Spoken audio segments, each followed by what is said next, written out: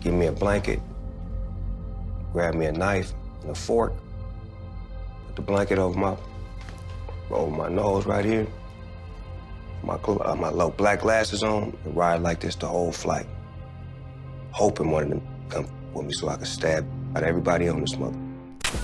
Suge Knight used to be a big shot in the music biz for a long time. He co-founded Death Row Records, which dropped some legendary tracks. But let's be real here, he didn't climb the ladder because of his mad skills. Suge was basically a bully who wasn't afraid to throw his weight around, even if it meant getting all violent and stuff to get what he wanted. That kind of behavior made him a ton of haters and got him on the wrong side of the law too. Now, he's doing a 28-year bid behind bars. And if you take a little peek into Suge Knight's life behind bars, it's a whole mess of drama and fear. In fact, Snoop Dogg thinks that Suge might meet his end soon behind prison, and here's why. Well, Suge Knight's been in a lot of hot water with the law since the 1990s. He's got a laundry list of convictions, from traffic tickets to assault, drug possession, and even domestic violence. The ironic part is that Suge used to go by Sugar Bear when he was young, before he dropped the bear and just became Suge. But his all-time worst mess-up happened back in early 2015. So there's this movie, straight out of Compton, telling the story of NWA, with big names like Ice Cube, Eazy-E,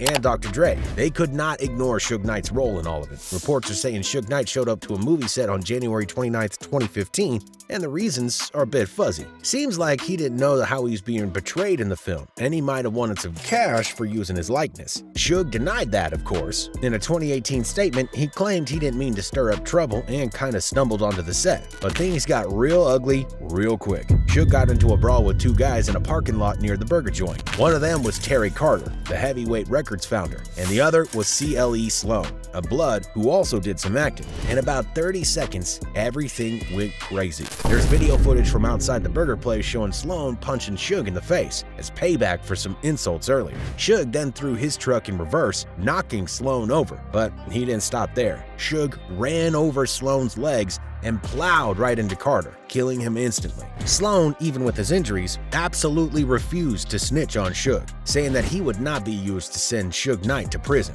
Now, Carter was different. One of his close friends mentioned he mentored young men, and his death brought people from different gangs together. That same friend talked about Suge's friendship with Terry Carter, which didn't align with what Suge's lawyers later claimed about self-defense. Regardless of Suge's motives, he pled no contest to voluntary manslaughter in September of 2018, avoiding a trial for attempted murder and murder charges. But between early 2015 and September 2018, there were a lot of back and forths. Suge changed lawyers a bunch, claimed he might have a brain tumor, and he had health issues too. All this led to delays in his trial. Now, by the time he pled no contest, it was nearly 2019, and he got a 28-year sentence. That's 11 years for manslaughter, doubled because it was his third strike, and an extra 6 years for using a deadly weapon, his car. Former rap music producer Suge Knight has just been sentenced to the maximum 28 years in prison for running over two men and killing one in a Compton parking lot back in 2015. Suge's doing time at the Richard J. Donovan Correctional Facility in San Diego, and he will not be up for parole until at least October of 2034. If he actually serves that whole sentence, he will be 81 years old when he gets out. All these events added up to Suge Knight getting a hefty prison sentence, and it looks like he's got a big target on his back too.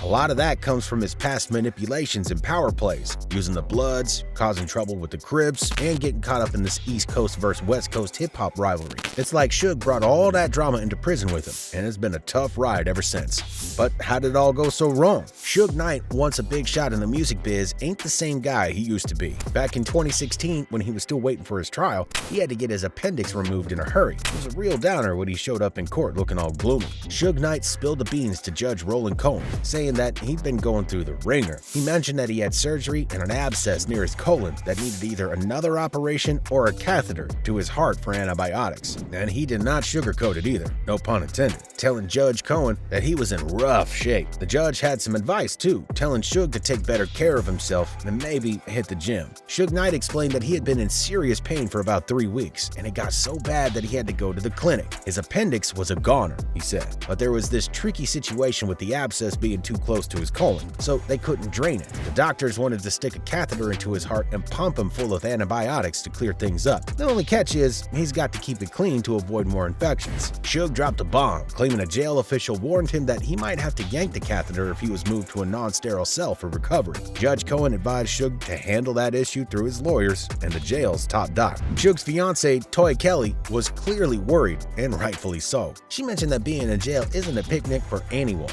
but with Suge's medical conditions, he needed a sterile environment to heal properly. She even brought their 6-year-old son Legend, hoping that he could catch a glimpse of his daddy in court, but Judge Cohen ordered the little guy to stay outside the courtroom. Tough break, kid. In July of that same year, there was another court appearance, and it was like seeing a different side of the usually unbreakable rap mogul. Suge Knight got real vulnerable, and he said, "My time is running out because of these health issues I've got. Right now, I'm not getting a fair shot at proving I'm innocent. I really hate going through all of this and the thought of dying in jail." He got all emotional too because the judge turned down his request for some info about the witness in his case. In 2019, the mogul spilled the beans that he'd roped in Ray J to handle any business stuff related to Death Row Records. But come February 2022, that was all thrown out the window when Snoop Dogg swooped in and bought Death Row. Now, if it had been anyone else, maybe it wouldn't have been such a big deal. But given all this bad blood between Suge and Snoop, it's like a tough pill to swallow for Suge. Suge was not going to let it slide though.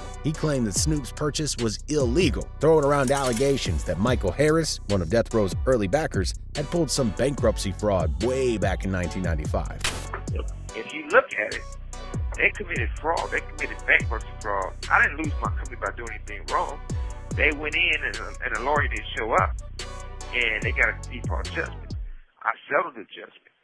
They turned around and said I didn't settle the judgment. But they committed bankruptcy fraud, which we just found out for sure last week. When they filed bankruptcy in 95, they said it had nothing to do with Death Row or anything. According to this interview, Suge believes that Snoop's stake in the label came through an alleged crime involving the rapper and Michael Harry O. Harris, an initial financer of Death Row Records who's been convicted as a drug kingpin. Suge doesn't seem to buy into Snoop's ownership claims and even accuses Harris of committing bankruptcy fraud. He claims he and his lawyers only discovered this a week before the phone call. Suge points out that Snoop has a partner, Michael Harris, and alleges that they committed bankruptcy fraud. He insists that he didn't lose his company through any wrongdoing on his part, but rather due to a default judgment when the lawyer didn't show up. Suge says he settled the judgment, but they turned around and claimed he didn't. He considers the sale of Death Row as illegal and a crime. Suge believes that Harris's wife and legal team knowingly took part in this fraud linked to the 1995 bankruptcy claim. Suge also emphasizes that the sale and acquisition of Death Row Records might not be on solid legal ground given Harris's prior bankruptcy filing. Suge believes that he'll eventually reclaim ownership of many of Death Row's hit releases. He insists, "I'm quite sure everything. I am Death Row. Suge Knight is Death Row."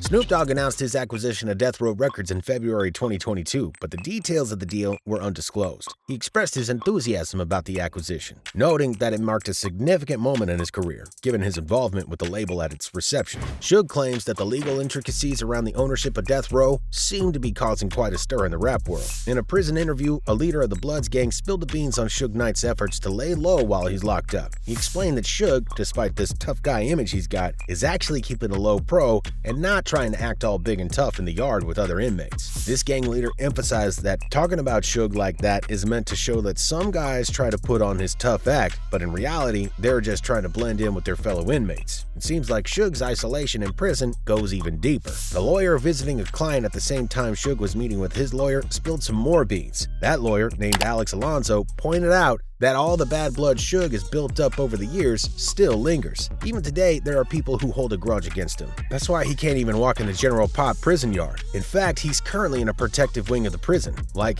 at Donovan, to stay safe. An interesting twist is that Suge's low pro also means that he's not associating with any gangs, including the Pyrus. He doesn't want to get mixed up with the wrong crowd and put himself in danger. So it looks like Suge Knight is doing everything he can to keep a low profile and stay out of trouble during his time in the clink. Even if he's been trying to keep a low profile in prison, Suge's still doing his best to ensure that his name will not be forgotten anytime soon. What's y'all's take on Suge and the fact that his life might come to an end while he's locked up? You think he deserves such a death? Let us know down in the comments section below and make sure to keep it RIZZLE.